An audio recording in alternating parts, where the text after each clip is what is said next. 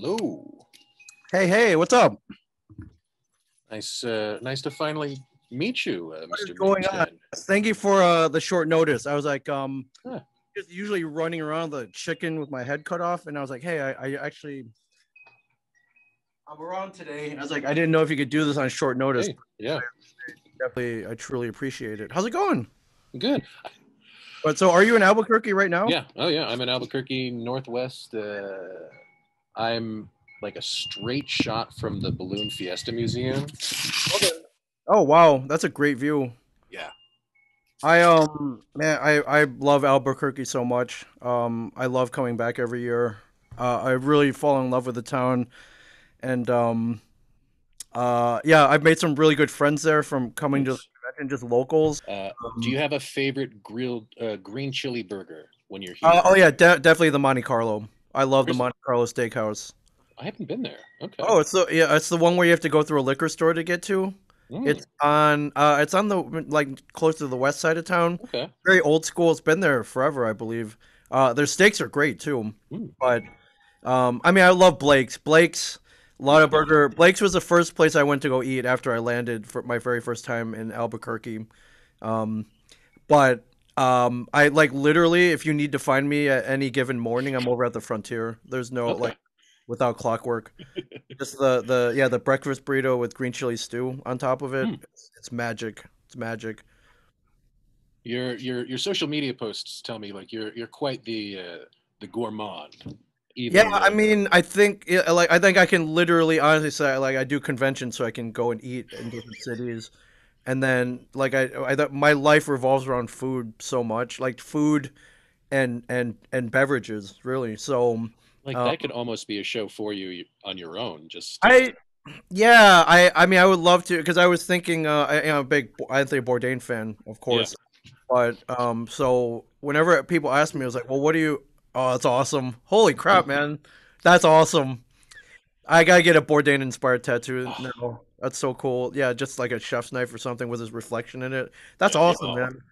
Yeah, yeah, whenever anyone asks it's like, "Well, what do you really want to do? Like what if you had your choice?" I was like, "Okay, well, being on TV on a comic in um and getting to do it with my friends in a not just a comic book shop, but Kevin Smith's comic book shop. yeah. That was, it was one I didn't even really think of that was even possible. But that was cool. There was so people are like, well, what next? I'm like, well, I love going to cons. I would love to do like a Bourdain, but with a geek twist. Just going to. I would love to go to Comic Cons like I do anyways. Yeah.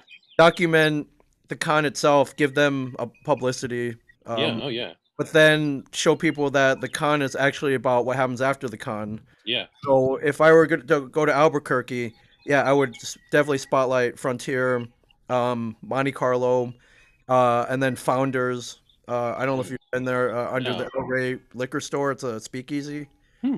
and then places like the Launchpad, and just to be funny, I would probably stop into Knockouts for a quick section, just to highlight how crappy it Oh, is. yeah. But yeah, stuff like that. And then just all the breweries at like Hollow Oh, Spirits, yeah. Safe House Distilling, and I think Hollow Spirits is a place with a 50-50 burger, right? So yeah, I Hmm. mean that's yeah.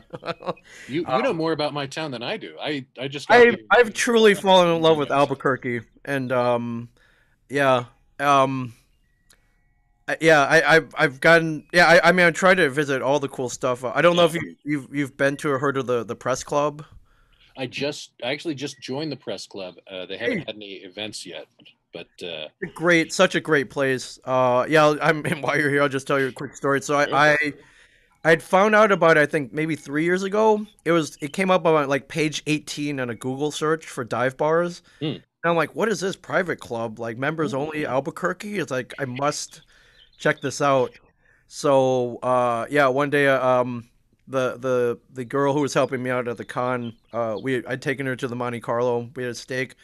And I'm like, hey, how adventurous are you feeling tonight? She's like, I don't know why. I was like, well, I read about this weird private club. We should go head up there and just see what happens. And we drove up there. It's on top of a hill, not that far from the Crossroads Motel Okay. and the other fancy hotel by there. Yeah. And Yeah, right when you pull up, it looks like a big yeah. I mean, you've been there. It looks like the big giant log cabin, but right up front it says private club on a big sign. And I was like, oh man, I don't know if we're getting in, but maybe either sometimes 1 out of 10 times it works where the person working there has seen Comic Book Men. So that Mm. 1 out of 10 though, it's not very good chances. Or sometimes I can just kind of charm my way in.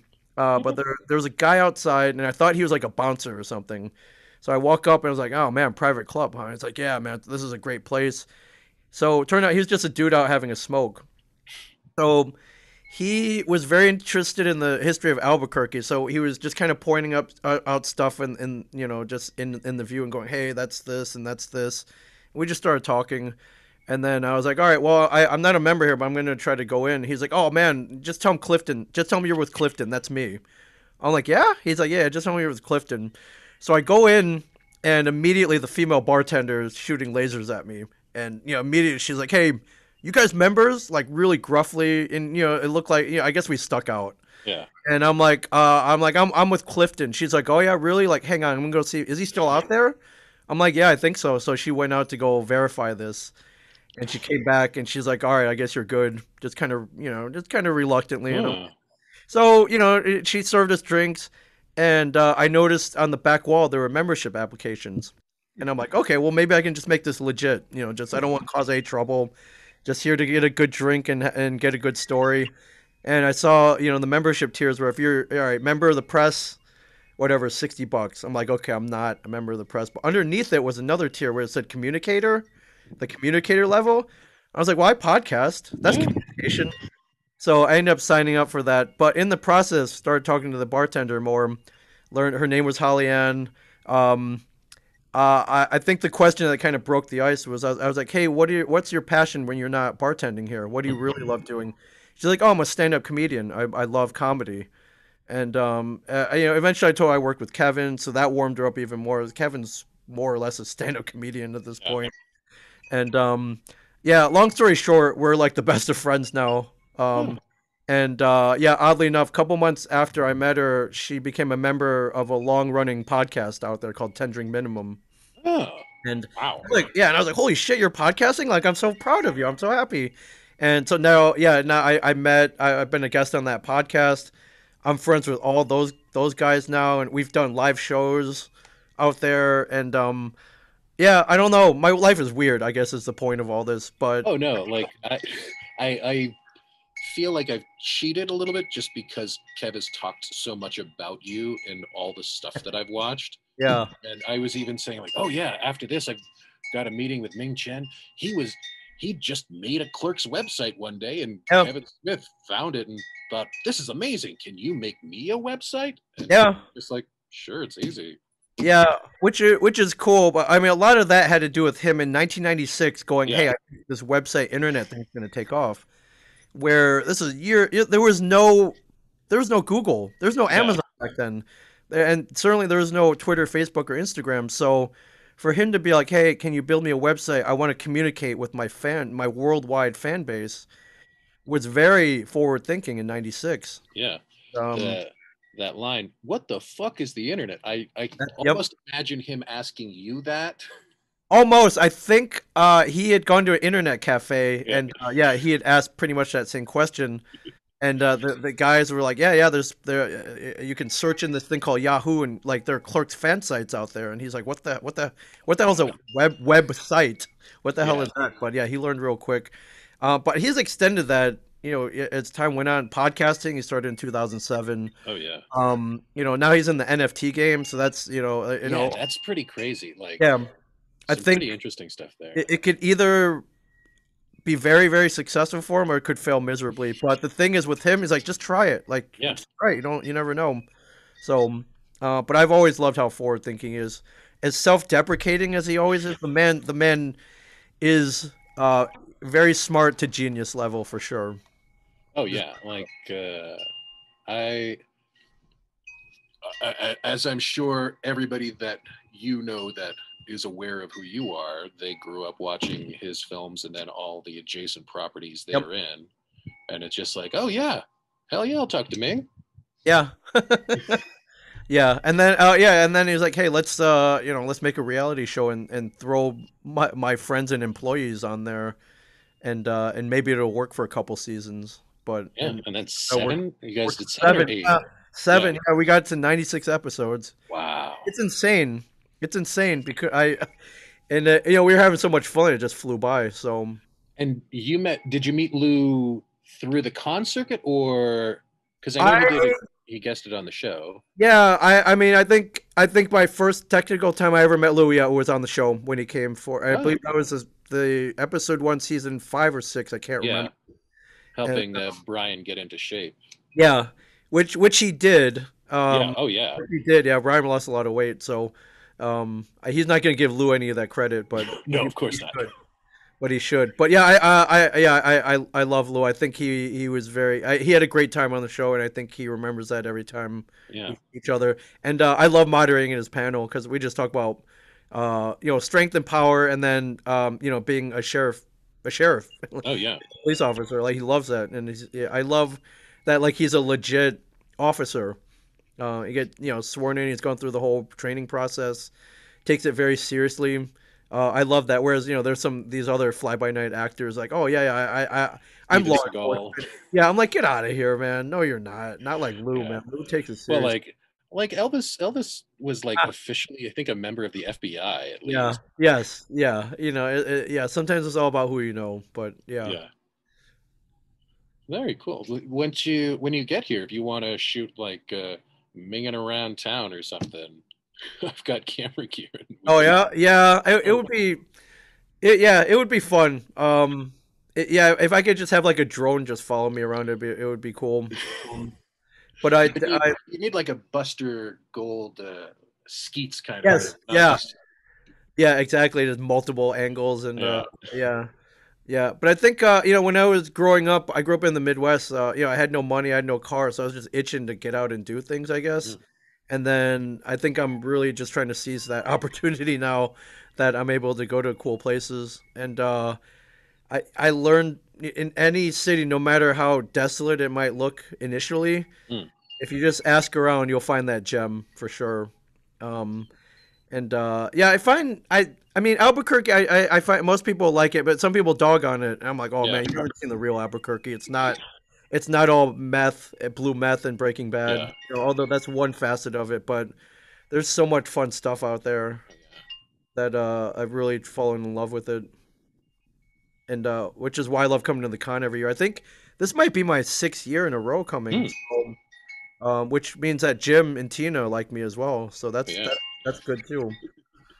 Well, Tina was telling me that you were looking at potentially opening a podcast studio here. I would love that. I think I've seen the podcast community out there. It's very strong. It's very Yeah, passionate.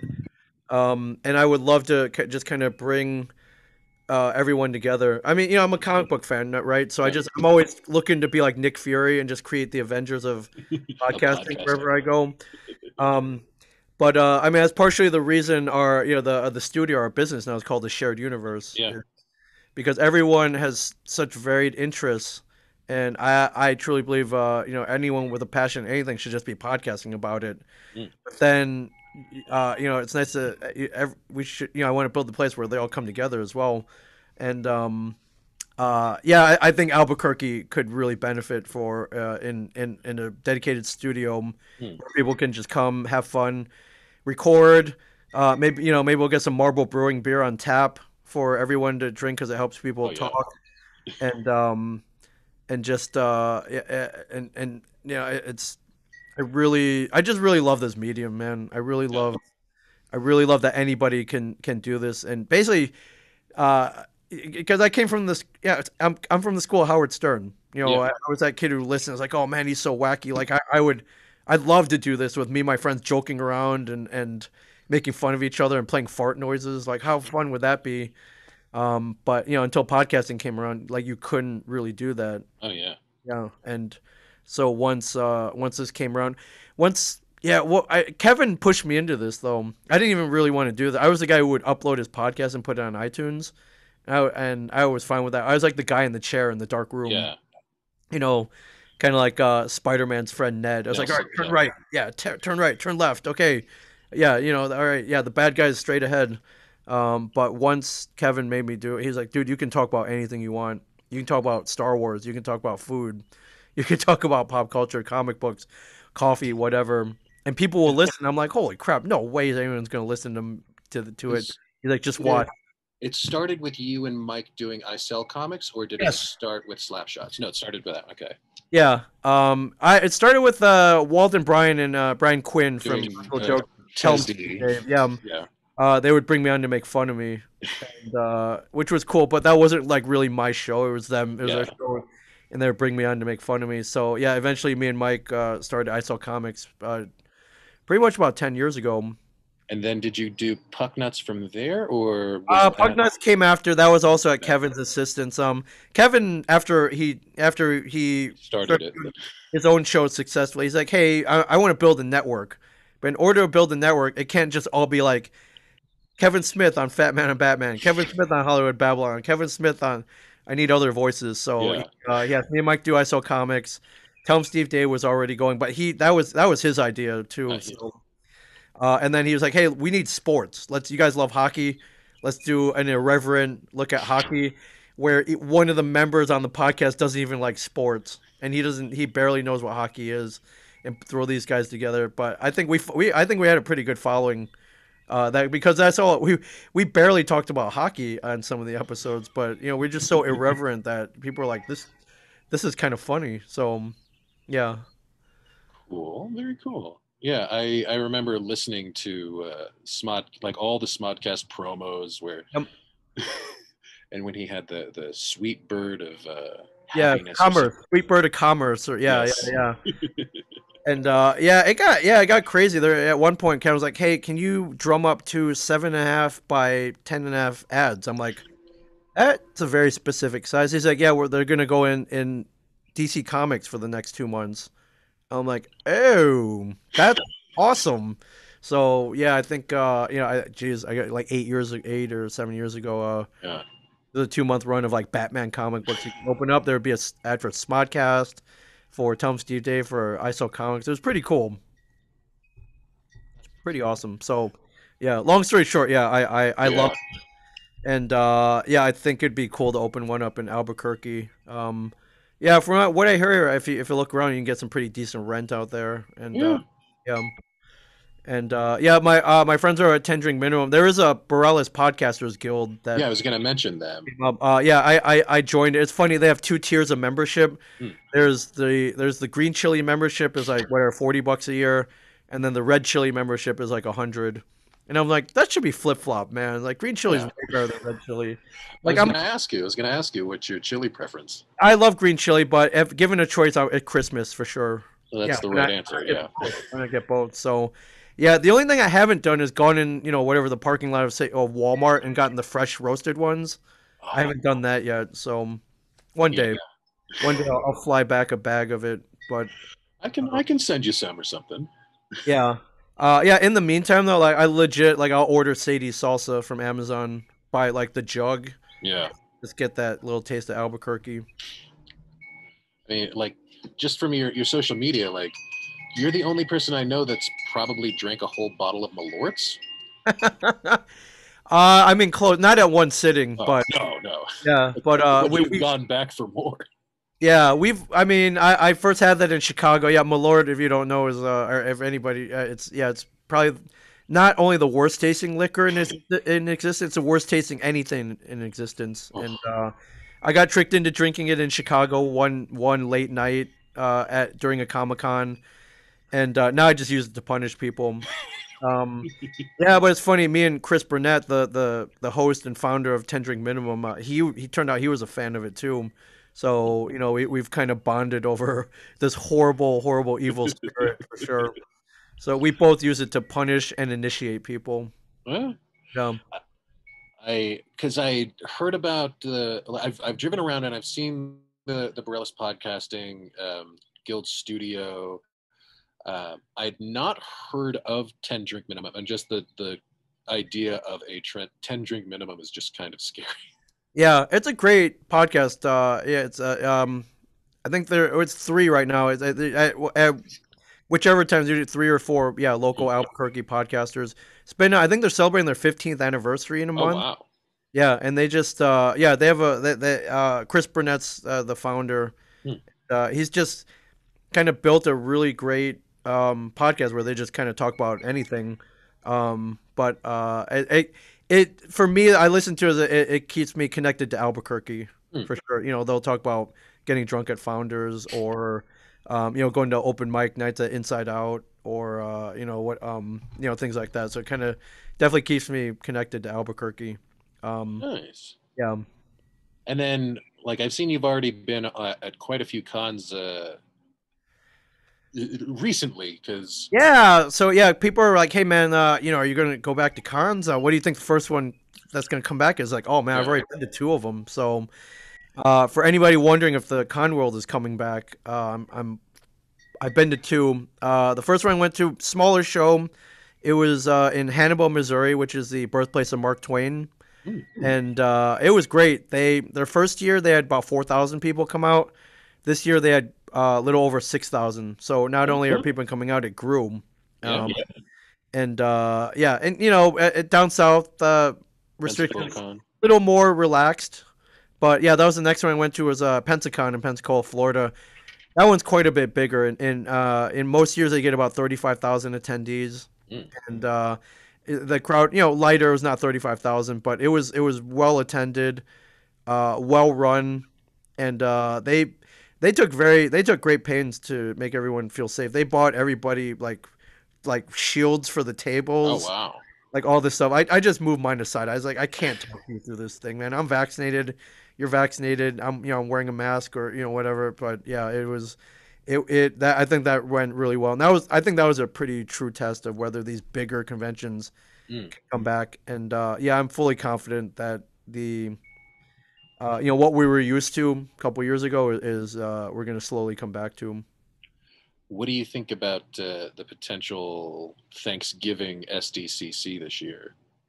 I looked into it. I think they're doing kind of a smaller show, and um I and I when you think of San Diego, you think about that mile-long convention center. You think Yeah. about 150,000 people going through there every time. It's hard. In my experience, and I've seen cons just kind of try to do smaller shows, or they're like, oh no, this isn't a con. We're calling this a fan fest. Hmm. It's gonna be smaller. It's yeah, it never really works out. So I guess maybe they're gonna try to do this as a slow way to get back. But I mean, San Diego's San Diego though. You need Yeah. all that craziness of people. But and it's funny. Like people are like, "Oh, San Diego is the biggest con out there, right?" I'm like, yeah, but if you go and you look for comics, it's surprisingly not that many comic book vendors. It's not really a Comic Con anymore. It's Hollywood coming down and promoting their movies and TV shows. Yeah. It's more of a media convention, with some pop culture thrown in, which I know what it is. I'm not complaining about it, but to call it a true Comic Con, right? Now these days is not really accurate. Well, what are some of the things that you think are the earmarks of, like, what makes the best kind of Ming Con? I mean, number one, I think there's got to be some comic book vendors there, right? Like I've been to shows where there's like one guy selling comics. I'm like, Mm. really? I'm like, what happened to the comic in Comic Con? So yeah, and I go, I'm filling holes in my collection, so immediately I'm looking for the comic book vendors, and comics easy. Yeah, I'm traveling, so easy to transport, take home, protect. Yeah, and comics and toys are what I look for first. So I look for the really good vendors, and you can tell them right away. You just talk to them and make some friends with them, see how their pricing is, and see what kind of merchandise they brought out to see if they're legit or not. Hmm. But yeah, it's a delicate mix now. When I was going, it was all comic book vendors, like that's all it Sure. was. And then slowly some of the more vintage toy collector, or the comic book guys would bring some vintage toys with them to kind of diversify, and they would have some old toys that they bought as part of a collection that they would try to move, and then the toys became huge. So they're Mhm. just pure vintage toy vendors now. Um, but now cosplay is such a huge component of a Comic Con. Like there's no Comic Con without a cosplay contest. And then they, slowly they started bringing in like the guests, the media guests. But back then, like if you were a media guest, it meant your career was done. Like, there would be like the dude who was in 3 episodes of The Love Boat, like meet that guy, Yeah. or meet. I was like, oh, okay, I haven't seen that guy in 30 years. But now, if your career is going well, you have to go to a Comic Con. Yeah. Like, not only will you probably earn make a bunch of money, but just to keep in the public eye too, and to get that that Instagram photo with people that that like it's almost essential now that you go to a Comic Con. Um, so that's part of it. I mean, that's I think more of the draw for me is just buying stuff and going with friends and meeting Mm. friends there. Um, yeah, I think that's part of it too. Is either making friends or going once a year to see those friends that you haven't seen in a year, and then going to the con, hanging out, cosplaying, but then waiting till the con ends for the after hours, either at the hotel bar Mm. or just going out and finding cool stuff around the town, and then staying up till 4 in the morning, playing Cards Against Humanity, drinking whatever, getting late night pizza. Like to me, like the real con is actually after the con, hanging out. So that's why I'm always pushing for some of these conventions. Like, hey, why don't you guys have like an after party? Like, where are the after hours events? Because that's Mm. what truly brings people together. And so I'm always pushing for that as well. And I was like, hey man, if you throw either a party or like after hours karaoke, like I'll come and host those for sure, Mm. just because I love bringing people together. Huh. That's Yeah, cool. yeah. I I'm a bad nerd. Like I've only been to like maybe 5 cons ever. Like I've never been to San Diego. I did WonderCon Oh yeah, twice. WonderCon's cool. Yeah, I'd say I wouldn't blame anyone for not going to San Diego. Like, first of all, trying to get like a hotel is a challenge. Yeah. Like no one gets their own hotel room there. You got to split it with 3 other people because the price is ridiculous. Then getting passes is that's not cheap.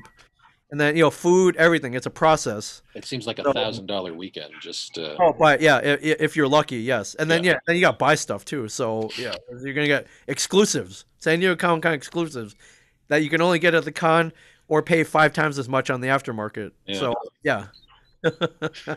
So yeah, I don't call anyone a bad nerd for not going to San Diego, Okay. but I think I think what Jim has built in Albuquerque has been awesome and truly remarkable. I love pre-pandemic he would always hold it in January because there was nothing else going on Yeah. in the convention world, and yeah, to me that's smart. But I think Albuquerque is a very well-run, just balanced convention. You don't have too many media guests. You got great vendors. You got great artists, and panels.